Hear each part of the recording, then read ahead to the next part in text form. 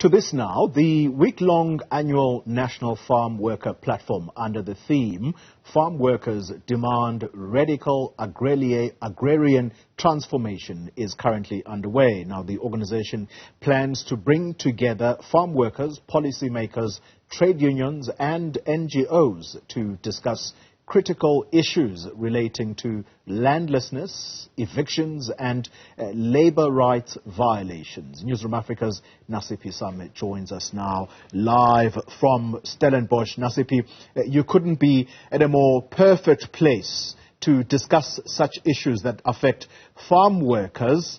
And the understanding, Nasiphi, is that it's the farm workers constantly that are made examples of when it comes to the violations of labour rights, whether you talk about how they treated on the farms to how they are remunerated. Talk to us about what their challenges are.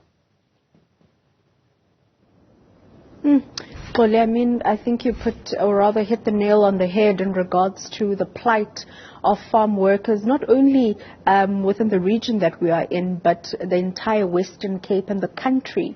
And that is why organizations like Women on Farm Projects have these annual conferences to basically consolidate what the issues are on the table and take those demands to government in hope that they will be able to sit around the table and address those demands.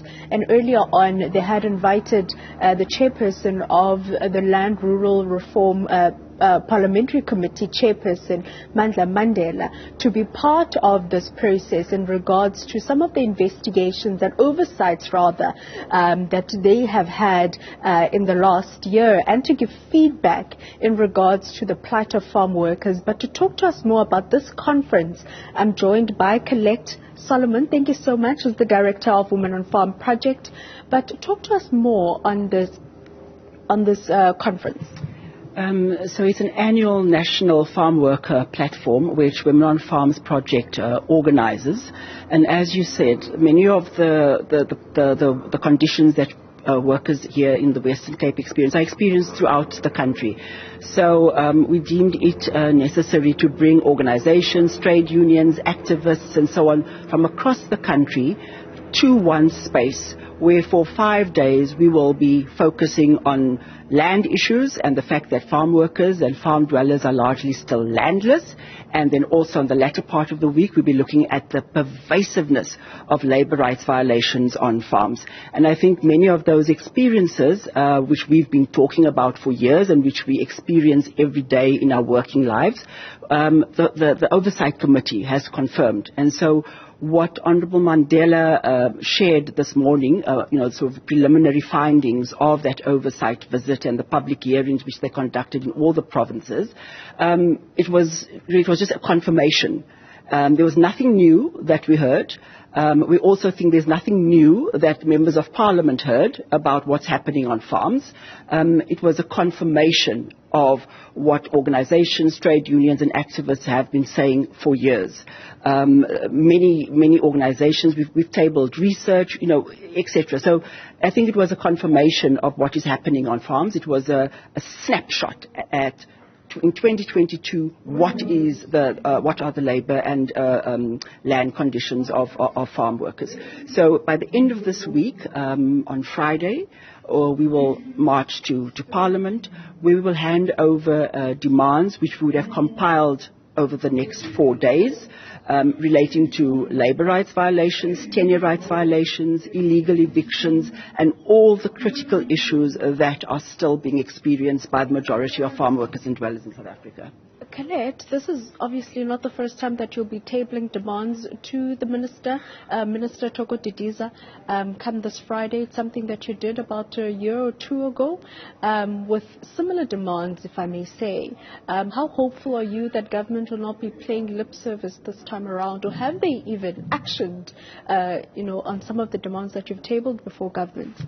So I think what frustrates us as activists is that the government is very good at making the right noises, saying the right things. So at a rhetorical level, our government says the right things.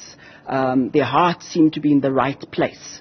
Even some of our policies and laws all seem to be, a very progressive and pro-worker. But when it comes to enforcement, when it comes to implementation, that is where the government really, really fails farm workers and dwellers.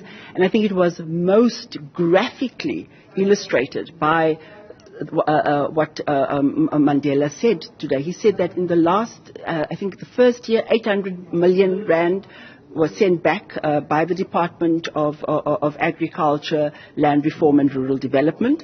800 million was returned. And then the next year, 1.7 billion rand was returned unspent by a department where the land needs are so great, where farm workers are still landless, where farm workers are still food insecure, where farm workers very often don't know when they will work, how long they will work, etc. The plight, the vulnerability, the precarity of women farm workers and farm workers in general has really never been as serious as it is now.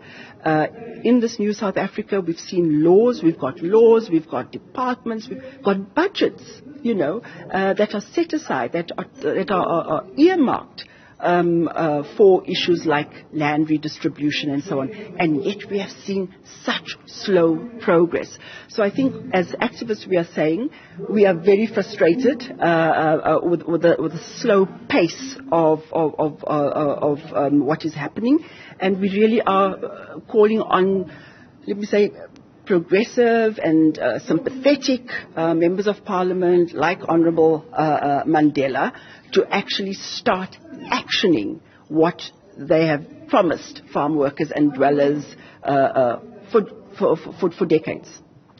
Colette, I understand that you guys also have a campaign, 1 hectare, 1 woman.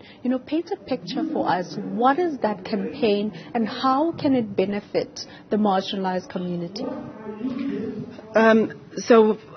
Women, farm workers, farm dwellers, rural women, and as part also of the Rural Women's Assembly, of which Women on Farms is a part, we have been calling on government to ensure and guarantee that there is one woman, 1 hectare. Not one household, 1 hectare, but 1 woman, 1 hectare. Because we know that in our patriarchal society in which we live, if a household is given a hectare, it is going to be in the hands of the head of the household, who is generally a man. He'll decide on what is planted, he will probably reap the major profits, and the woman will do all the work. So what we have been very, very specific, we're saying that each woman must have a hectare of land so that she can decide on what she grows, what she markets, how she markets it, and most importantly, she has that financial and economic independence and not from a male partner. Thank you so much, Colette, the Women on Farm Project Director, painting a picture for us in regards to what can one expect for this annual week-long conference, the plight of farm workers, not only remuneration, but also the evictions and the basic human rights of farm workers that are violated, and calling on government actually to not pay lip service when it comes to activists and farm workers marching to Parliament with demands at hand, but also to come around the table and implement those policies in regards to this specific sector that we know has obviously been adversely impacted, but to implement those policies close to 3 decades later, or rather 3 decades later into democracy. Women and farm workers is saying that not much has really been done, and that if government would come to the table and implement those policies, we would not really find ourselves in this situation. And we can expect farm workers, including activists and organizations, to make their way to Parliament on Friday to hand over those demands, crossing their fingers that this time around their voices will be heard.